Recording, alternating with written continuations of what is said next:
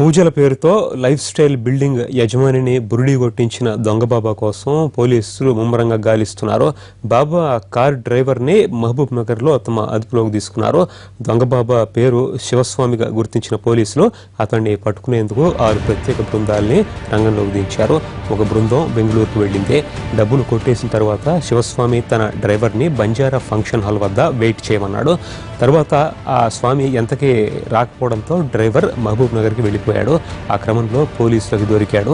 ఘటన తరువాత చింతల్, షామీర్పేటలో 2 వ్యక్తులతో బాబా మాట్లాడినట్లు గుర్తించిన పోలీసులు ఆ దిశగా దర్యాప్తు చేస్తున్నారు. మధుసూదన్ రెడ్డి ఇంటికి జీన్స్ ప్యాంట్తో వచ్చిన నకిలీ బాబాకి హైదరాబాద్లోని పలువురు ప్రముఖులతో సంబంధం ఉన్నట్లు పోలీసులు గుర్తించారు. అతగాడు పలువురు ఇళ్లల్లో శాంతి పూజలు చేసినట్లు తెలుస్తోంది. బాధితుడు మధుసూదన్ రెడ్డి కూడా ఒక ప్రముఖుడి ద్వారానే ఈ దొంగ బాబా పరిచయం అయ్యాడు. బాధితుడు మధుసూదన్ రెడ్డి ఇంట్లో సీసీ కెమెరా పనిచేయకపోవడంతో బాబా విజువల్స్ రికార్డ్ కాలేదు.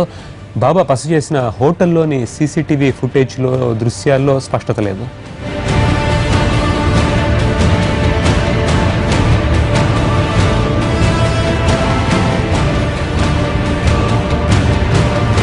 అయితే పూజల పేరుతో లైఫ్ స్టైల్ బిల్డింగ్ యజమానిని బురిడి కొట్టించిన ఈ దొంగ బాబా ఐడి కార్డ్ ఎన్టీవీకి చిక్కింది. అతడి కోసం పోలీసులు గాలింపు ముమ్మరం చేశారు. బాబా కారు డ్రైవర్ని మహబూబ్ నగర్లో అదుపులోకి తీసుకున్న పోలీసులు హైదరాబాద్కి తీసుకొస్తున్నారు. దొంగ బాబా పేరు శివగా గుర్తించారు పోలీసులు. అతన్ని పట్టుకునేందుకు 6 ప్రత్యేక బృందాల్ని రంగంలోకి దించారు. ఓ బృందం బెంగళూరుకు వెళ్ళింది.